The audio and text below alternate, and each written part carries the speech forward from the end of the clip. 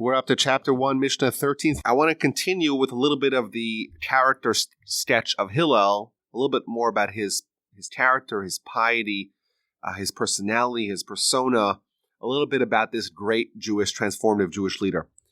So, just one amazing story about his personal piety brought down in the Talmud. The halacha is, the verse tells us that there's a mitzvah to help poor people. How much you need to help them? Whatever they need. So the verse tells us essentially you have to give them whatever they need. You don't even make them wealthy, but you have to give them whatever they need. But also, whatever they need and whatever they're lacking. So what does it mean whatever they're lacking? So the Talmud tells us this means you have to bring them back to whatever they're accustomed to. So what if they're accustomed to have a horse to ride, a carriage to ride? That's how they always used to ride. But now their finances turned south, and now they don't have that. So there's a mitzvah in the Torah, because this is now what they're lacking. You have to pay for them to have a horse to ride, and even a crier to run before them. It used to be that the rich people would have a crier running in front of them. You got to give them that as well. So the story goes, the Talmud tells us, that there was a poor person who used to be wealthy, and Hillel made sure that he had a horse to ride and a crier to run before him. And there was once that the crier wasn't available. So Hillel himself, the greatest leader of the time, he himself said, I'm going to be the crier, and he ran 3 mil, which is about 3 miles, in front of him announcing this guy, which just shows a little bit about his humility and his personal piety. But the very famous story is about his patience and his legendary character. And the story goes that there was 2 people who had a wager. This is brought down in the Talmud. They had a wager. Can you get Hillel to get angry and to get mad and to get upset and to rankle him? So they had a bet, they had a wager, 400 gold coins. One guy says, there's no way you'll get Hillel to get angry. Oh, says, oh yeah, watch me. I'll do it. 400 gold coins on the line. So he went to Hillel's neighborhood, and it was Friday afternoon, the busiest time of the week. And he starts screaming out in the street, where is Hillel? Where is Hillel? Who's Hillel? And Hillel's still taking a shower before Shabbos.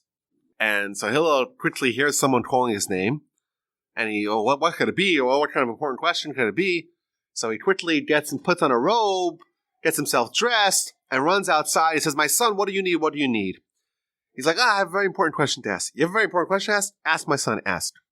And he says, well, why are the craniums, the heads, the skulls of Babylonians, why are they oval?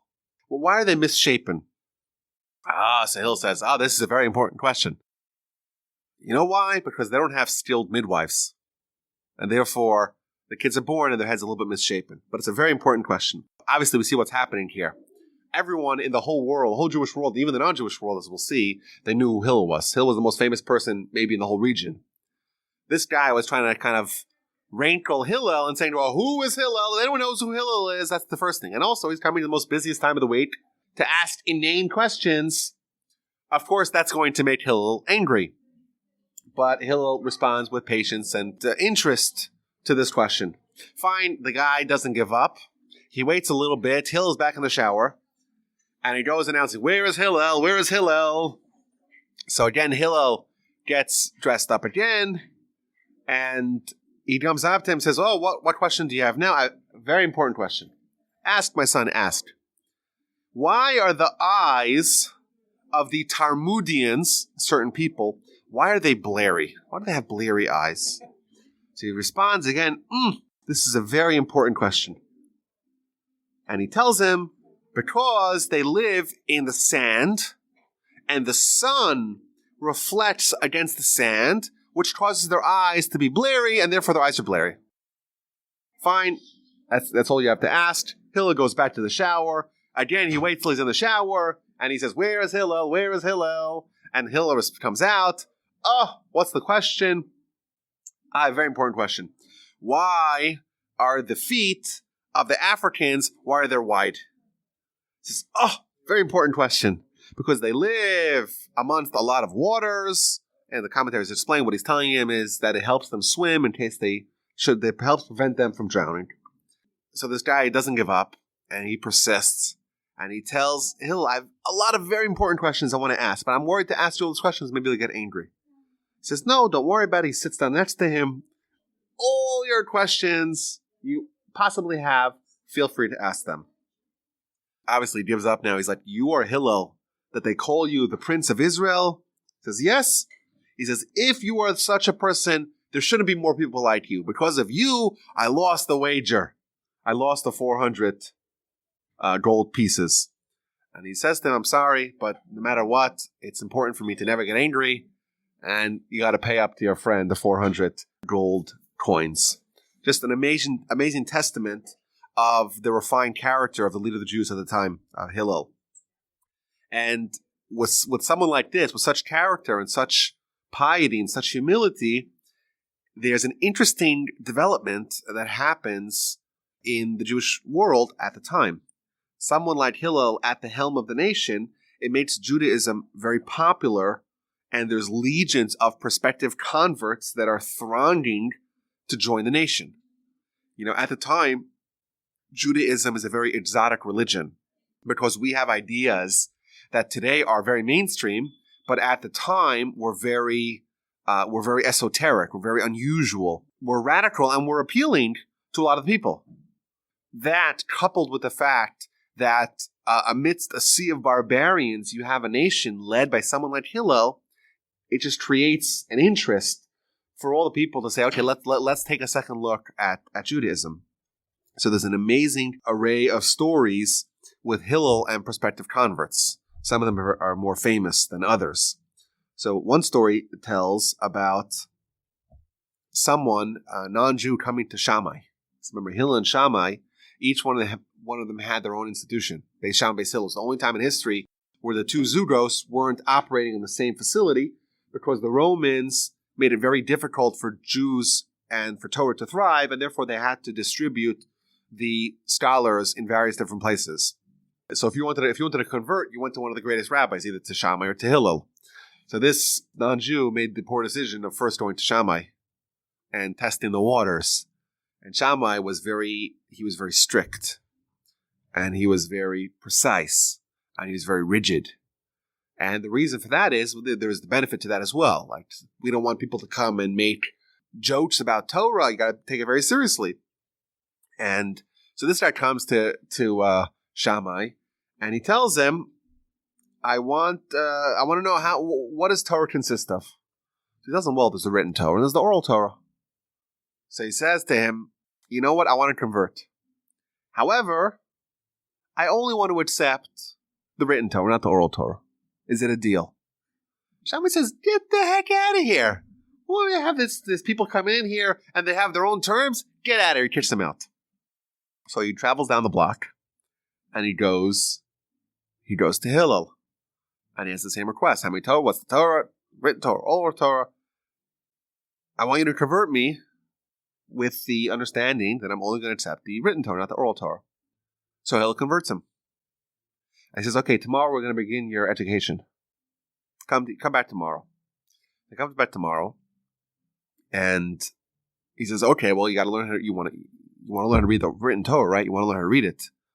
You have to first learn how to read Hebrew. So he makes a big chart and teaches them the Hebrew and the letters, the Aleph, and then the Beis, and the Gimel, and the Dalet, and what sounds they make. Okay, practice, come back tomorrow. So he comes back tomorrow. Did you practice? Good. Okay, let's review. So again, he lists all the letters, but then he says the Aleph. He says, no, this doesn't make the Aleph sound, it makes the Beis sound. He switches it. Hillel switches it. And the guy's like, wait a minute, what's going on? You told me yesterday the opposite. How come you're switching it overnight? So he says, aha, you need to trust me even to understand how to pronounce the letters. You can't do it without tradition. If you make it up, everyone makes it up, you won't be able to read even. So once you see the necessity for the oral Torah, you have to accept the oral Torah, broadly speaking. And the guy's like, oh, okay, that makes a lot of sense. And he accepts it. Now, there's an important caveat to the story, because the halacha states that the responsibility of the Jewish court when they have a prospective convert is they have to clarify if the person is sincere and is genuinely interested in joining, or they're not sincere. They want to marry someone who's Jewish. They want to get a job in finance or Hollywood. Whatever it is, they want to be Jewish for other reasons. And it's important for the court to clarify it, which is why, one of the reasons why, that the law actually states that if a prospective convert comes, the first thing that the court must do is to push him away, him or her away. And the reason for that is to determine whether or not they're committed or not. So Hillel, he seems to be converting them willy-nilly. So that seems to fly in conflict with the laws. And the answer to the question is that Hillel, of course, knew that you have to clarify whether or not they're genuine or not. Just he had a sense, and he could tell this person was genuine. It's just they were a little bit misinformed. And he sensed that he could redirect them and just tweak it, and he knew how to do it, and we see he actually did it. But this should not be taken as a general rule. Oh, the people who do conversions today, they should learn from Hillel and be a little bit easier. No, they are learning from Hillel, and Hillel was more talented than them at determining whether or not the prospective convert is sincere or not. So that's one story of Hillel and the converts. There's another story. Again, this story was usurped by charlatans and taken for them as their own. The idea of a golden rule. That was formulated first and foremost by the Torah in the book of Leviticus, chapter 19, Ve'ahavta l'reacha kamocha, love your fellow as yourself, and by Hillel in this famous story. And the story goes that the convert comes to Hillel, potential convert comes to Hillel and says, I want to study all of Torah and convert, but I want to do it in a truncated version. Give me the Cliff Notes. I want to stand and balance on one leg, and by the time it takes me, I can still balance on one leg. I want all of Torah. Give me the core essence of Torah. So first the guy, again, like the previous story, goes to Shammai, and he tells him, teach me all of Torah on one leg. The guy says, what do you mean? You want to learn all of Torah on one leg? Get out of here. What kind of joke you're trying to make out of this whole process? He goes to Hillel, and Hillel tells him, De'alach sani lechavracha lo sa'avid. That you despise, don't do to your fellow. That's all of Torah. That's the essence of Torah. Everything else is commentary. Fill in the blanks. Study all the commentary as well. So again, this is the idea of a golden rule, the end game, so to speak, of what Torah is supposed to bring us to. This, again, was formulated by Hillel and later on was plagiarized by other nations. And finally, the last story of Hillel and the potential converts, somewhat less well known than the previous one, is about the guy who is traveling and he's walking by the House of Scholarship and he hears them describing the vestments of the high priest. We know that the high priest has 8 special garments that only he wears. And all the regular priests, the regular Kohanim, they have 4 garments that they wear. But these are mitzvahs that are only limited to the Kohen and the Kohen Gadol, the high priest. So this non-Jew is walking by and he hears them describing all these beautiful garments. So he's like, I'd love to wear some of that myself.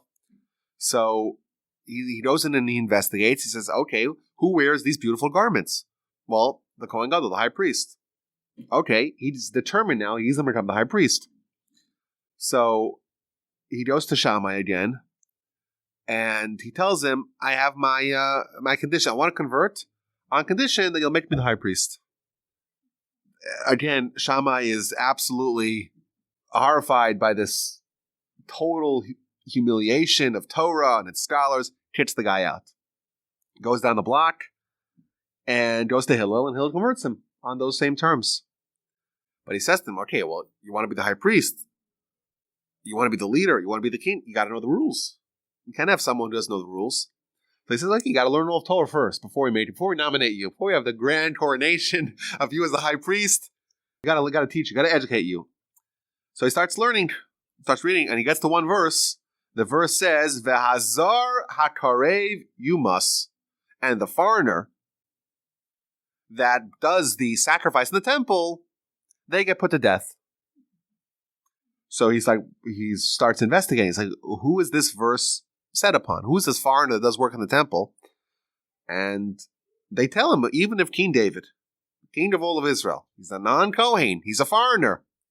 If he, the greatest leader the Jewish people maybe have ever had since Moshe, the prototypical king of the Jewish people, King David, if he walks into the temple and does the sacrifice that is limited to the Kohen and the Kohanic family, he gets put to death. So obviously the guy realizes that he's not a candidate. So he says to himself, let Jewish people, they're called sons of God. If they engage in this practice that they're not allowed to do, they get put to death. Me, who, I'm a newcomer to this, and, I just joined, all the more so that I'm not a good candidate. But he goes back to Hillel. He tells him all the blessings should be on your head because you brought me under the wings of God, on the wings of the Shekhinah, and I'm appreciative of it. And now I could put to bed this pipe dream of mine to be the high priest. And that's the story ends. But again, it just shows someone like just the character and the personal piety, humility, and wisdom of Hillel, one of the great transformative leaders that we've ever seen. And it's interesting because you contrast that. Last week we saw about him lauding peace and pursuing peace and bring people closer to Torah. And we see that in his behavior. This week, in this Mishnah, we see somewhat of a different slant. We think of Hillel as being someone who's just so loving and he was like that. But now, in this first Mishnah, we're going to learn about his perspective on Torah study. Because it's important not to make the misconception or to make the miscalculation that Hillel was someone who took Torah study lightly. That is a misnomer that will be dispelled very heavily with his next teaching in Mishnah number 13 of chapter 1. I'll read it and then we'll go through it one by one. Hu haya omer. He would say, again, last week we taught the first teaching of Hillel on Pirkei Avos. Now we're going to see the second today. Hu haya omer. Now this particular Mishnah, there's a little bit of disagreements in the translations, in the interpretations of the Mishnah. I'm going to go with the more common understanding in the commentaries. Nagid shma. Avad shmei, someone who seeks renown loses his reputation. Udalo mosif, and he who does not increase his Torah study, yasef. So yasef, most commentaries explain means will die. Here they translate it as decreases it, but most translations are that he will die. Someone doesn't increase the Torah study. Udalo yalif, and someone doesn't study Torah at all, katalachayv, he deserves to be killed. Udishtamish betaga chalaf, and someone who exploits the crown of Torah will fade away. So this shows to us that Hillel is using some very harsh language about people who either don't embrace Torah sufficiently, or use Torah for their own benefit. And he begins with someone who studies Torah in order to bolster their renown and to gain honor and prestige. We study Torah because Torah is what is our birthright, is our mandate. It's what we need to do to become perfect people. It's something that can be misused, we're told here. Someone who's studying Torah only to further their prestige, to gain more honor, to be a greater Torah scholar so other humans will think highly of them. Says Hillel, that's a mistake. That's someone who is misusing Torah, and not only will they not achieve that honor that they so covet, even the previous renown, the previous stature that they had, they will lose. Which is an interesting idea. Not only won't you achieve what you seek, but you'll actually lose what you already have. That's the first thing he teaches us. Udalamosif yasef. Someone who doesn't increase the Torah study, someone who is sufficiently happy with their level of knowledge and scholarship that they already have, says Hillel in very harsh terms, they deserve to die. And well, what does this mean? I think it's a very applicable idea. Torah greatness really has no end. Even Moshe, the greatest man that ever lived, had the greatest understanding of Torah. Unless you're God, you don't have a complete understanding of Torah. And the more you know, the more you realize how little you know. And it's ironic that the kids who finish their bar mitzvah studies, they feel like they have had an exhaustive and comprehensive exposure to Torah, they're done. That's quite common. Whereas the people who are the greatest Torah scholars who spend 18 hours a day totally immersed in Torah study, those people realize how much they don't know. And there's an amazing story about Rabbi Akiva. Again, we'll meet him again in the book of the Chapters of the Fathers later on. Rabbi Akiva, he was once in a debate with a great scholar, a great Torah scholar, who brought him 300 proofs to his particular position.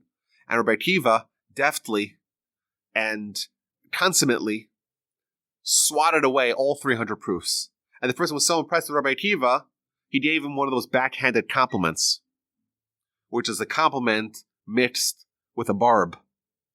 He tells him, "Are you the famous Rabbi Akiva? Sheshimcha holach misofa olav asofa? You're the famous Rabbi Akiva whose name spans from one end of the world to the other end of the world. You reached great heights in Torah, but you're nothing better than a shepherd of livestock." He says, "You're so great, but you're really nothing." And Rabbi Akiva responds, he says, "Actually, you're wrong. I'm no greater than a shepherd of sheep, of smaller animals." Now, even in shepherds are not the most prestigious people in the world necessarily, even though some of the great Jewish leaders have been shepherds. But even among shepherds, there's hierarchy. And the shepherd of livestock is more important than the shepherd of sheep, of small animals. So it seems like, if you read the story, it seems like Rabbi Akiva is someone who has humility. He's like, "Oh, you're nothing?" He says, "I'm even less than what you think I am." That's how the simple reading of the story is. But on a deeper level, what's actually happening here is we're getting a lesson in what Torah greatness really is, and what Torah, in the Torah's own viewpoint, what is it really about? Torah in its essence, what it's about. We believe that Torah is the mind of God. If God's infinite, the Torah is infinite. Says this individual to Rabbi Akiva, "You're great in Torah." He was the greatest Torah leader of his time, of the end of the first and the beginning of the second century of the Common Era. He's a student of the student of Hillel. Actually, he's a student of a student of a student of Hillel. Hillel's student is Rabbi Yochanan Zakkai. His student is Rabbi Eliezer and Rabbi Yeshua, and their student is Rabbi Akiva. And he has an amazing knowledge of Torah. He's able to thwart 300 questions like that. But says to him, this other individual, "You are great in Torah, but with respect to what Torah really is, Torah is infinite. And therefore, your knowledge in Torah, compared to what Torah really is, you're nothing more than a shepherd of livestock." And says Rabbi Akiva to him, No, you're wrong. Torah is even greater than what you think it is. And the reason why is because Rabbi Akiva indeed had a deeper understanding of Torah, and therefore he had a deeper understanding of the vastness and infiniteness of Torah. He's not saying an act of humility per se. He's saying you are miscalculating how great Torah really is. My knowledge of Torah, compared to what Torah really is not like a shepherd of livestock, but rather like a shepherd of small sheep, because Torah is even greater than what you think it is. We're told that the Torah is compared to water. The Talmud, for example, says that just like water always pools on the lowest point. So if you have water, you have these flash floods. In places where it doesn't rain a lot, if there's a lot of rain, at one point the rain rushes and all collects down at the lowest topographical level.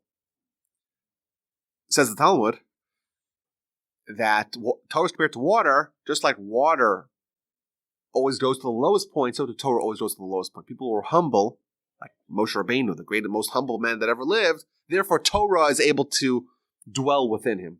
And the more humble someone is, the more they are a vessel worthy of harboring Torah within them. That's one example the Talmud says of how Torah is compared to water. Another example was given, and the verse actually says, is that Torah is arucha me'eretz midurchav miniyam. It's broader than the land and deeper than the sea. And the way this was explained by the Chafetz Chaim, blessed memory, is that if you were, he doesn't give this example, but this is his idea. If you were to go to Venice Beach in California and walk into the Pacific Ocean, and you walk in and you walk up to your ankles, and you have the water coming in, and you have all the people on the beach looking for lost treasure, and you have the boardwalk, and it's really nice and really idyllic. But you're in the ocean for the first time. You think, oh my gosh, I could literally walk to Japan. The water's up to my ankles. And of course, that's a fallacy, because the deeper you walk into the ocean, the deeper it becomes. And there's times where it's like miles and miles and miles deep. You obviously can't make the walk. But when someone just tiptoes in, they don't realize how deep it is. It's up to their ankles. My goodness, it's not very deep. It's actually kind of shallow. But the more they walk in, the deeper they progress into this sea of Talmud, a sea of Torah, the deeper they actually discover that it is. And thus, the more you study, the more you realize that there is to study. When someone says, you know what, I've matched out, I've done it all, What they're actually saying is the Torah is not infinite.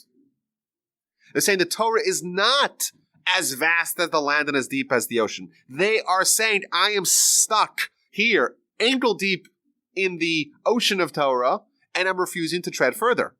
But in a sense, what they're actually saying is they are questioning the Torah's divinity. Because if the Torah is divine, then it's comparable to God and it's infinite. And thus, what Hillel essentially is telling us here is that it's about the mindset. Someone could be in the first rung of a ladder and they can't be blamed because they just started the journey. But if someone is saying, I'm on the first rung and I'm staying on the first rung, this is where I'm maxing out, then they're actually rejecting what is their mandate, and that is to continually be progressing and deepening their understanding and furthering their development in Torah. And thus, he uses very harsh language. But I think there's a lesson to the language as well. Someone who doesn't advance their Torah study, they should die. Very harsh. But what he's really telling us is, it's again another lesson, and that is that it's teaching us, number one, what our objective and mandate in life is, but also what is the source of life.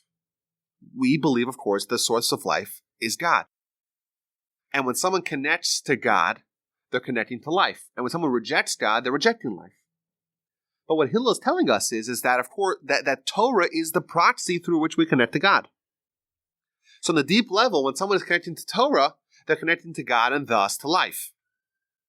And when someone is rejecting Torah, he's not saying we're actually going to kill them. What he's saying is that on the deepest level, on the spiritual level, what they're in effect doing is themselves saying, I don't want life. So thus they're opting to forego life by saying, I don't want Torah. I reject it. And thus they ought to die because that's what they're in effect desirous of. Again, this does show us that Hillel, he's taking Torah very, very seriously. It's not like he's just so sweet and nice and loving and understanding of everyone. He's giving a very sharp lesson to the people, especially at a time where Hillel emerges, Torah is under assault, and his mission here is to, again, infuse the nation with the proper understanding of what Torah is. So he tells them, you have to always further your development of Torah. And someone who doesn't study Torah at all, someone who even refuses to get on the first rung, that's even worse. Not only they should die, they should be killed. Of course, again, this doesn't mean that they literally did it, but he's trying to teach a very strong message to the people. And finally, on the last clause of the Mishnah, someone who uses the crown of Torah for their own personal benefit, they'll disappear. Now, what does that mean?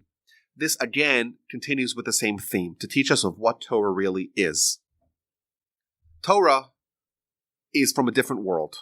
Moshe comes and gets the Torah from the heavenly realm and brings it here. But the Torah at its source is still in the heavenly realm. We're still able to study God's Torah. Now, the fact that we're able to do that is somewhat of a miracle, because that is indicative of the fact that we have an element within us that is spiritual as well.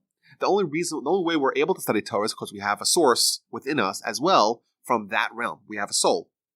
So we have a soul from the spiritual realm, and thus we're able to connect to the Torah, which comes from that same spiritual realm. But our body, our physical half, that really has no overlap and no interface with the spiritual world. And thus, to put the two together is a very dangerous mix. You can have a collision between the physical world and the spiritual world without some sort of inferno resulting. And thus, what he's telling us in this last line, someone says, oh, I want the Torah to work for me.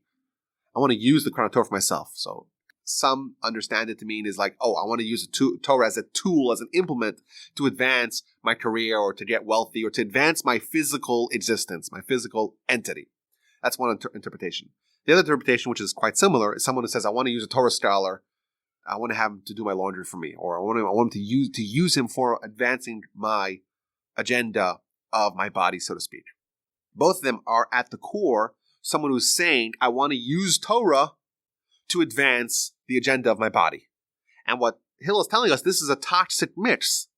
Because you're taking the spiritual world and you're mixing it not with the spiritual half that exists within us, but with the mundane half that exists within us.